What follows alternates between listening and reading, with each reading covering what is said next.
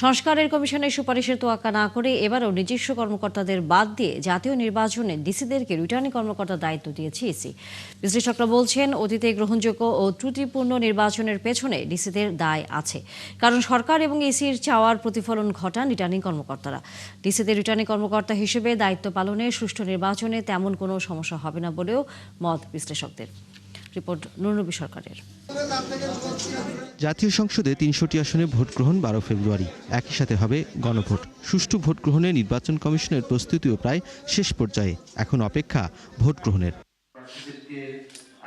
গেল ৫২ বছরের মতো এবারও নির্বাচনে রিটার্নিং কর্মকর্তার দায়িত্ব পালন করবেন সারা দেশের জেলা প্রশাসক বা ডিসিরাই। ৬৯ জন রিটার্নিং কর্মকর্তার মধ্যে ইসি কর্মকর্তা মাত্র ৩ জন, যারা প্রথমবারের মতো জাতীয় নির্বাচনে রিটার্নিং কর্মকর্তার দায়িত্ব পালন করবেন।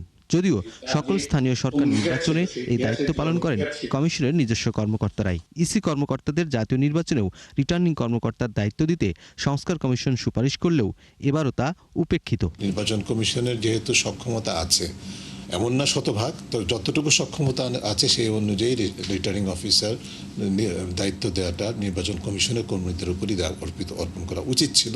আমলাতন্ত্র বাংলাদেশের সব রাষ্ট্রীয় সিদ্ধান্তে আমলাতন্ত্রের প্রভাব হচ্ছে সবচেয়ে বেশি। তারা চেয়েছে কর্তৃত্ব তাদের হাতে থাকবে।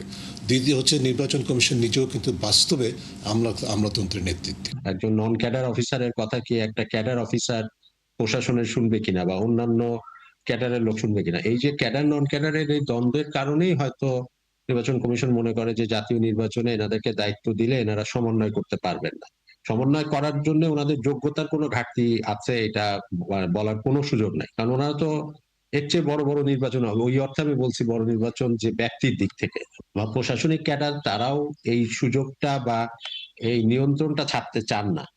শুধু ভোটে নয়, ইসি সচিবালয়ে গুরুত্বপূর্ণ সকল দায়িত্বেও আছেন বিসিএস প্রশাসন ক্যাডারের কর্মকর্তারা। স্বাধীন নির্বাচন কমিশন নির্ভরশীল প্রশাসন ক্যাডারের উপর, কিন্তু প্রশাসনের কর্মকর্তাদের সম্ভাব্য বিজয় দলের প্রতি পক্ষপাত করাটা অস্বাভাবিক নয় বলে মত বিশ্লেষকদের। প্রশাসনিক ক্যাডারের বা ডিসি ইউনোরা যখন এই ধরনের দায়িত্বে থাকেন, তারা কিছুটা কিন্তু অনেক ক্ষেত্রে চাপের সম্মুখীন হন, কারণ তারা মনে করেন যে যেই দল ক্ষমতায় আসবে সেই প্রার্থীর পছন্দ মতো যদি আমি প্রিজাইডিং অফিসার নিয়োগ না দেই, তাকে কিছুটা সুযোগ সুবিধা না দিয়ে আমার বদলি হয়ে যেতে পারে, আমার প্রমোশনের, তো এটা একটা পিছুটান তাদের মধ্যে থাকে। আসলে নিজস্ব কর্মকর্তা তো কোনো কে গভর্নমেন্ট ফর্ম করলো, কে মন্ত্রী হবে, কে এমপি হবে, তা নিয়ে তার মাথা ব্যথা নয়, যেহেতু তার পদোন্নতি, তার পদায়ন সবকিছু ইলেকশন কমিশনের হাতে।